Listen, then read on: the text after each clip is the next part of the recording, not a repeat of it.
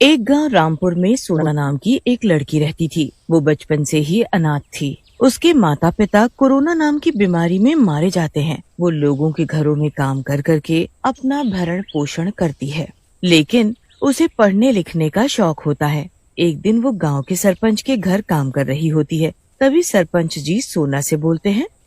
अरे सोना बेटी, मैंने सुना है तुम्हें पढ़ने लिखने का बहुत शौक है। सरपंच जी, शौक तो है, लेकिन मैं क्या करूं? अगर पढ़ने लिखने जाऊंगी तो जिंदा कैसे रहूंगी? खाऊंगी क्या? सोना की बात सुनकर सरपंच जी बोलते हैं। सोना, तू भी मेरी बेटी की तरह ही है। अगर तुझे कोई आपत्ति ना हो तो तू मुझसे पैसे ले लिया कर और पढ़ ले। मैं चाहता हूँ तू पढ़ लिख कर कुछ बन जाए। सरपंच जी की बात सुनकर सोना खुश हो जाती है। सरपंच जी सोना का दाखिला एक अच्छे स्कूल में करवा देते हैं। सोना भी स्कूल जाने लगती है। सोना पढ़ने में बहुत होशियार होती है और क्लास में हमेशा हर विषय में आगे रहती है। इस वजह से कई लड़कियां भी सोना से जलने लगती हैं। उसी क्लास में रमा नाम की लड़की भी पढ़ती थी। एक दिन रमा सोना के पास आती है और बोलती है तो तू अनाथ, लेकिन इतने अच्छे नंबर कहाँ से लाती है? जब से तू आई है स्कूल में, मैं हमेशा सेकंड आती हूँ। सोना कुछ नहीं बोलती और वहाँ से चली जाती है। लेकिन रमा का सोना से चिढ़ना बंद नहीं होता। एक दिन सोना पेड़ के नीचे बैठकर अपना खाना खा रही होती है। तभी वहाँ रमा अपने दोस्तों के साथ आती है और सोना को परेशान करने लगती है। दोस्तों, पता है ये जो हमारी क्लास की सोना मैडम है ना, अनाथ है। इनके माँ और बाप दोनों मर चुके हैं और ये हमारे घर में बर्तन मांजती है। रमा की बात सुनकर उसकी सहेली पूजा हंसने लगती है और सोना की तरफ देखकर बोलती है। अच्छा, तो ये बोलना ये सोना मैडम काम वाली बाई है। इनके कपड़े तो देखो ना, कितने गंदे और मैले हैं। लेकिन सोना कुछ नहीं बोलती और अपनी बेइज्जती सुनती रहती है। लेकिन इन सब बच्चों को नहीं पता होता कि उस पेड़ पर एक काली चुड़ैल रहती है जो उनकी बातें सुन रही है। चुड़ैल बोलती है, ये बच्चे कितने बदतमीज हैं। इस बेचारी लड़की को कितना परेशान कर रहे हैं। मुझे इन बच्चों को सबक सिखाना होगा। उसी रात जब रमा अपने कमरे में बैठी पढ़ रही होती है, तभी उसे अपनी खिड़की पर एक साया दिखता है।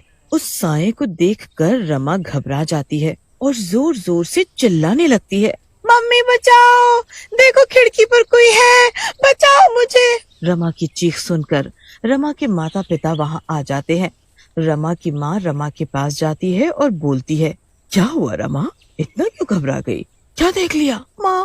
माँ, मुझे खिड़की पर कोई चुड़ैल जैसा साया दिखा, वो मेरी ओर आ रहा था। लेकिन रमा इतना घबरा जाती है कि वो उस रात अपने माता पिता के साथ सोती है। अगली सुबह स्कूल में लंच के टाइम पर सोना उसी चुड़ैल वाले पेड़ के पीछे बैठी लंच कर रही होती है। तभी वहाँ रमा आती है और सोना को उल्टा सीधा बोलकर चली जाती है। ये देख चुड़ैल सोना के पास आती है। चुड़ैल, मुझे मत मारो। चिल्लाओ मत सोना बेटी, सिर्फ तुम मुझे देख सकती हो। अगर तुम ऐसे चिल्लाओगी तो लोग तुम्हें पागल समझेंगे। मैं तुम्हें नुकसान नहीं पहुंचाने आई हूँ। तुम मुझे नुकसान नहीं पहुंचाना चाहती तो यहाँ क्यों आई हो? मैं तो यहीं रहती हूँ। जिस पेड़ के नीचे तुम बैठी हो वही मेरा घर है। मैं तुम बच्चों की सारी बातें सुनती हूँ यहीं बैठे बैठे। मुझे बड़ा मजा आता है। तभी स्कूल की घंटी बजती है। सोना चुड़ैल से बोलती है, चुड़ैल जी, मेरा लंच टाइम ओवर हो गया है, मुझे अब जाना होगा, नहीं तो क्लास में डांट पड़ेगी। ऐसा कहकर सोना वहाँ से चली जाती है। उसकी बाद चुड़ैल और सोना रोज पेड़ के नीचे मिलने लगते हैं। धीरे धीरे सोना और चुड़ैल अच्छे दोस्त बन जाते हैं। एक दिन रमा सोना के पास आती है और बोलती है, मैं तुझे रोज इतना भला बुरा बोलती हूँ, तुझे गुस्सा नहीं आता?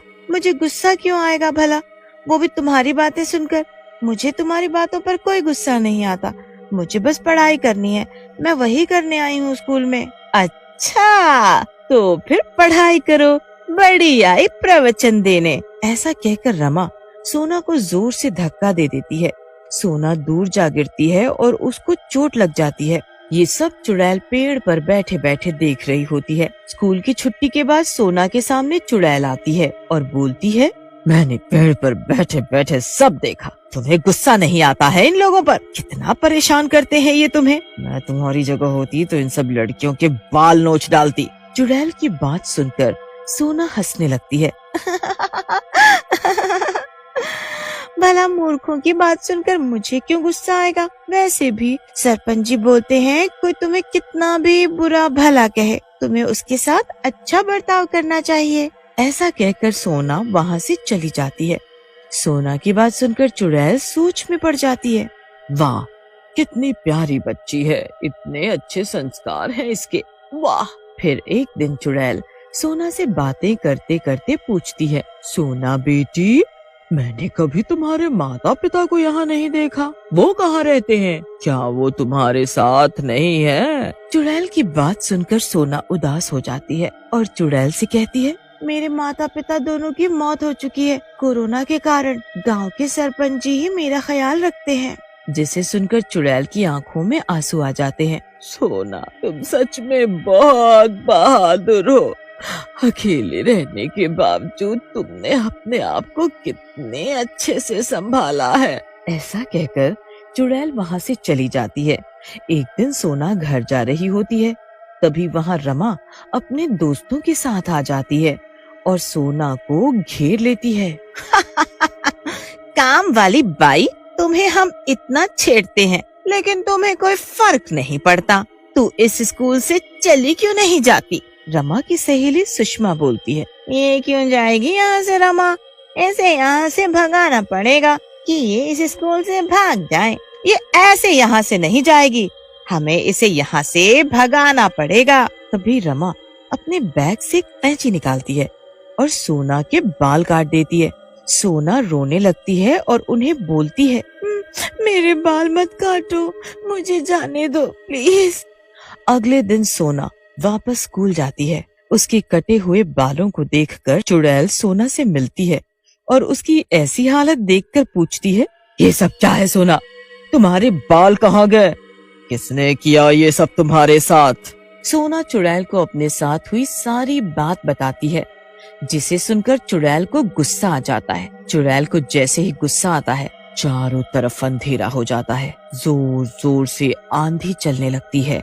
तुम यहाँ से चली जाओ चुड़ैल जी, नहीं तो स्कूल वाले तुम्हें मार देंगे। सोना की बात सुनकर चुड़ैल सोना से बोलती है, इंसानों का बस का नहीं मुझसे निपटना, लेकिन तुझे परेशान करने वालों को मैं नहीं छोड़ूंगी। रमा और उसके दोस्त जोर जोर से चिल्लाने लगते हैं, बचाओ बचाओ बचाओ।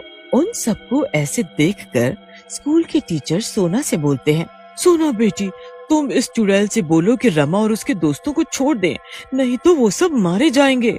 सोना चुड़ैल के पास जाती है और बोलती है, चुड़ैल जी, आप अपना गुस्सा शांत कर लो ना, नहीं तो रमा और उसके दोस्त मर जाएंगे। सोना की बात सुनकर चुड़ैल का गुस्सा शांत हो जाता है और वो रमा और उसके दोस्तों को छोड़ देती है। तुम लोगों ने इस बेचारी को इतना परेशान किया, लेकिन इसने फिर भी तुम्हारी जान बचाई। अगर तुम सब में थोड़ी सी भी शर्म है तो सोना से माफी मांगो। माफ कर दो सोना मुझे, मैं तुमसे जलने लगी थी। तुम बहुत अच्छी हो, तुम तो मेरी बहन जैसी हो।